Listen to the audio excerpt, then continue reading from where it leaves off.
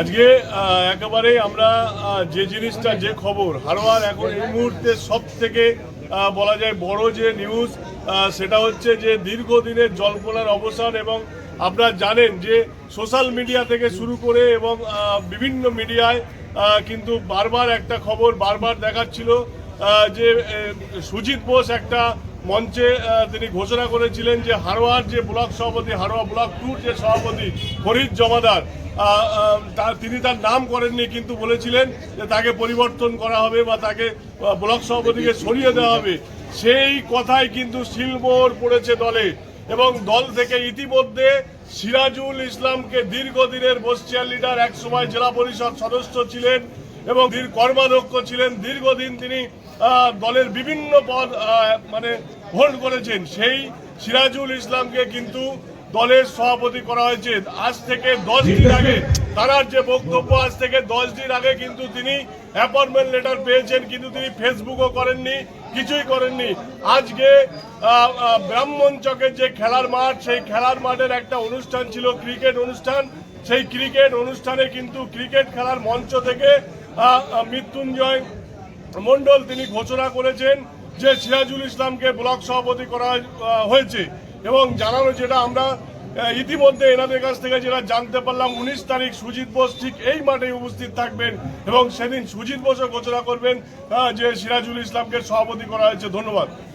বলে দেন যে সিরাজুল সাহেব হালাটু বুড়াকের সভাপতি। হ্যাঁ, সিরাজুল সাহেব তো দিদি মমতা বন্দ্যোপাধ্যায় এবং বাংলার মুখ্যমন্ত্রী এবং বাংলার যিনি যুবরাজ সাধারণ সম্পাদক অভিষেক ব্যানার্জি, তাঁদের নির্দেশ মতোই আমাদের মাননীয় বসিরহাটের অবজারভার সুজিত বসু মহাশয় এনাকে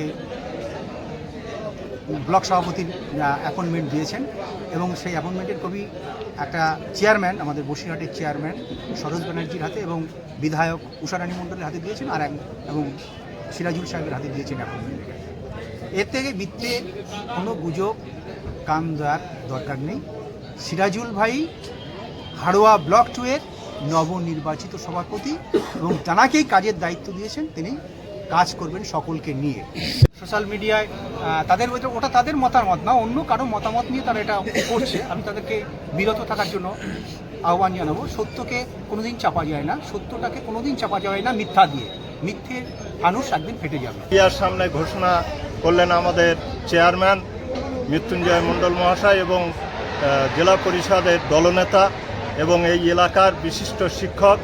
তিনি যেটা বলেছেন সেইটাই সত্য এবং সেইটাই আমি আমাদের সম্মানীয় সর্বভারতীয় তৃণমূল কংগ্রেসের সভানেত্রী তথা পশ্চিমবাংলার আমাদের সকলের প্রিয় মুখ্যমন্ত্রী উন্নয়নের কাণ্ডারি, তার অনুপ্রেরণায় এবং আমাদের দ্বিতীয় সেকেন্ড ইন কমান্ড অভিষেক বন্দ্যোপাধ্যায়ের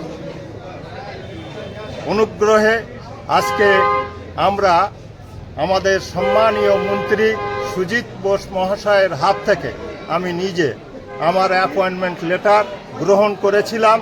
অনেকে আছে অ্যাপয়েন্টমেন্ট লেটার নিয়ে অনেকে জেরক্স করে ছড়িয়ে দেয়, আমরা সেটাই বিশ্বাসী নই। আমরা চাই দলের যে কর্মীরা আছে তারা বিশ্বাস করুক আমাদের কথায়। আমরা যে কথা বলি আমরা মিথ্যা বলি না। আমরা দিদির উন্নয়নকে নিয়ে সমগ্র এলাকায় যেমন ছড়িয়ে দিয়েছি, আগামী দিনে আমরা শান্তির বার্তা এলাকায় এলাকায় বইছে এবং আমরা দীর্ঘ 10 দিন পেয়েছি, কিন্তু আমরা নিজেরা ওই লেটার দেখাতে চাই না। আমরা মিডিয়ার মাধ্যমে আজকের আমাদের চেয়ারম্যান সাহেব মৃত্যুঞ্জয় মণ্ডল তিনি বলেছেন সেটাই যথেষ্ট। এবং আমাদের সম্মানীয় মন্ত্রী, দমকল মন্ত্রী আমাদের এই স্টেজে আসবেন তিনি 19 তারিখে, সেই তারিখেই উনি নিজেও এখানে ঘোষণা করে দিয়ে যান। কর্মীরা উজ্জীবিত, কর্মীরা সংযত, এলাকায় কোনো ঝামেলা নেই, মারামারি নেই। যেসব কুৎসা রটাচ্ছে 2-1 তারা হারিয়ে যাবে, আর না হলে আমাদের দলে এসে আমাদের পিছনে যোগ দেবে।